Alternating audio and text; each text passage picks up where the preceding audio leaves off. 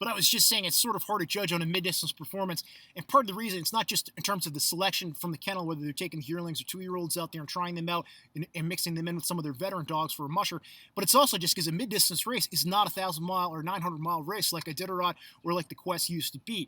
You know what I mean? It's a duration. It's a lot farther. So some of these mid-distance whiz kids like Nick Petit, or Pete Kaiser in the Cusco, Nick Petit in the Copper Basin, they've had a lot of success, dominance on those particular races in terms of winning year after year whenever they're out there.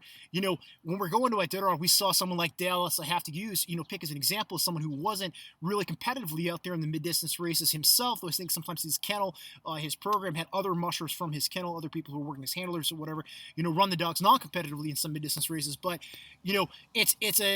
it's a philosophical and it's a strategy. It's a different animal because it's so much further in terms of the duration, in terms of the terrain, in terms of the maintenance, of the dogs. You can't just try to run 300 miles. Those mid-distance races, there's less room for strategy for a musher. There's a couple mandatory rests. There's a little room, maybe, a little wiggle room. You know what I mean? But Iditarod is a different beast. There's a lot of strategy decisions, a lot of maintenance work in terms of, a musher piloting their team and making good strategic decisions, where to run, where to rest, which checkpoint to go to, where to cut rest, where to, stop and feed the dogs, where to, do this, that, and the other thing in terms of, they're not just their checkpoint routines, but actually, are they going to stop at this checkpoint? Are they going to break up the run from, Takatna to Iditarod 2 times? Are they going to try to push straight through from Ophir to Iditarod? You know what I mean? And how those type of decisions, whether it's a fresh groomed trail or whether it's, a wallowing and snowdrifts type trail, play out and impact their team over the distance. And also, on the Bering Sea coast, obviously there's a lot of wind, there's a lot of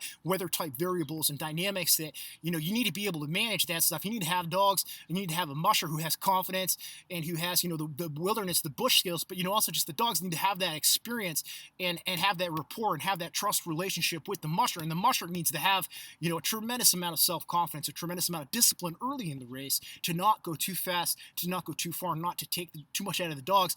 In mid-distance races, there's not those strategic things. You're just going. You want to stay. You want to run your dogs maintenance-wise, but there's not